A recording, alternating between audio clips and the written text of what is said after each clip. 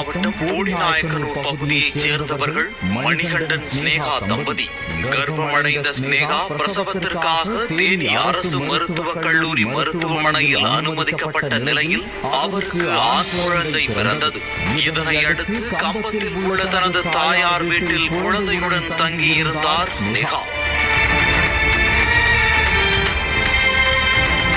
இதற்கிடையே ஸ்னேகாவின் பெற்றோர் கேரளாவிற்கு வேலைக்கு சென்றுவிட பாட்டி மற்றும் குழந்தையுடன் இருந்து வந்துள்ளார். கடந்த 22ஆம் தேதி தொட்டிலில் உறங்கிக் கொண்டிருந்த தனது குழந்தையை காணவில்லை என